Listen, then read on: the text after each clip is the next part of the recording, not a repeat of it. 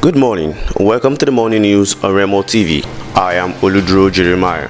First, the national news. President Muhammadu Buhari yesterday ruled out amnesty for bandits and insurgents terrorizing the country. The president stated this at the meeting of the northern governors and traditional rulers in the north over the security situation in the region at Sir Kashim Ibrahim House in Kaduna. Present at the meeting were the Chief of Staff of the President, Professor Ibrahim Gambari, who represented Buhari, the Sultan of Sokoto, Alhaji Abubakar Said Abubakar III, Inspector General of Police Muhammad Adamu, Director General of the Department of State Service DSS Yusuf Bishi, and Minister of Information and Culture Alhaji Lai Muhammad. Also in attendance were the Senate President Ahmad Lawal, Deputy Speaker of the House of Representatives Alhaji Idris Wase, the leadership of Northern Elders Forum NEF and Arewa Consultative Forum ACF, the governors of Kano, Kaduna, Katsina, Jigawa, Nasarawa, Yobe, Plateau, Sokoto, and Kebbi State were present at the meeting, while others were represented by their deputies. President Buhari's rejection of amnesty for the bandits and insurgents came against the backdrop of demands by popular Islamic cleric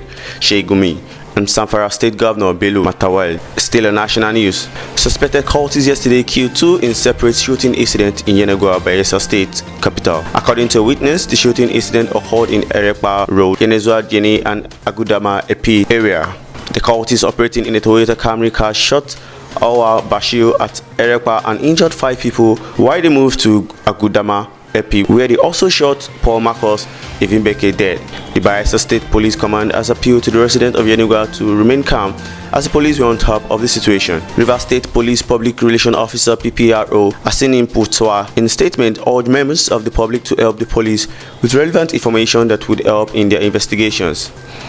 He said the Bayelsa State Police Command appeals to the good people of Bayelsa State and members of the public to remain calm as the command has launched an investigation into the shooting incident at Erekpa and Agudama Epi communities in Yenagoa. Government suspected to be cultists in an unmarked Toyota Camry car shot at some residents in front of their shop at Erekpa and zoomed off. Moving on to the state news.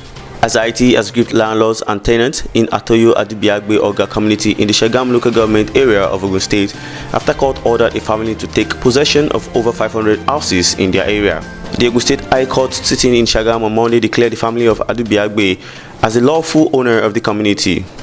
The court also gave the family right to take possession of property on the land which had been in dispute for 17 years. There had been a legal tussle between the families of Adefowodu, Oyela, and Adubiagbe on the ownership of the Atoyo Adibiagbe Oga community, which covers over 67 hectares of land. It was learned that the Chief Judge of the State, Justice Musumola Dikpeolu, while serving as a judge at the State High Court, dismissed an application filed by the Adefowodu Oyela claiming ownership of the land. But the family appealed the judgment of the Court of Appeal in Ibadan, Oyo State, which redirected the case to the Ogun State High Court for retrial.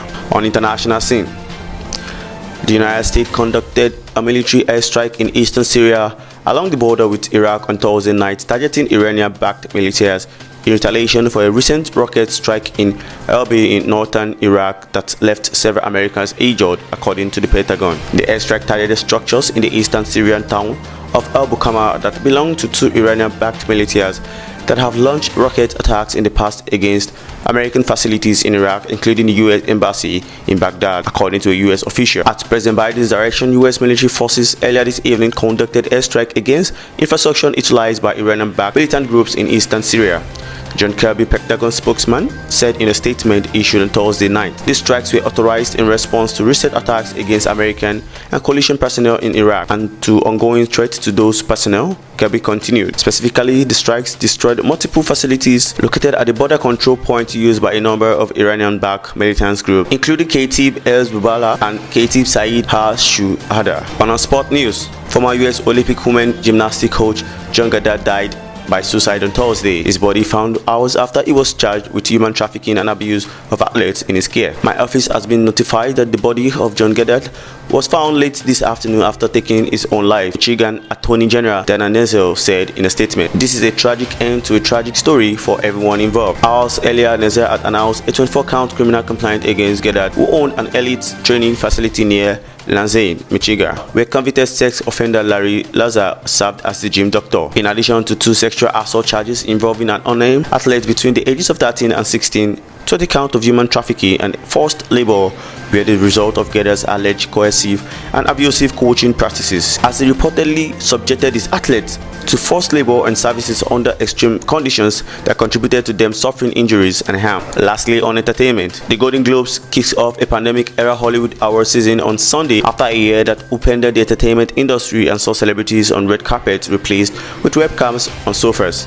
Yet somehow the show is going on. Herbert without the chummy gala dinners, hordes of photographers and designer gowns associated with the celebration of this year's best films and TV shows. Sunday's ceremony, to be broadcast live on NBC television, will take place for the first time on two coasts, with comedians Tina Fey hosting New York and Amy Poehler hosting from Beverly Hills. Some of the presenters include Michael Douglas and his wife Catherine Zeta-Jones, who appear in person, but the nominees will attend from their homes on other locations around the world. And that's it on the morning news of Remo TV.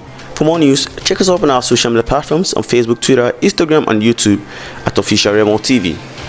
Visit our website at www.remotv.com.ng. I am Oludro Jeremiah. Bye for now.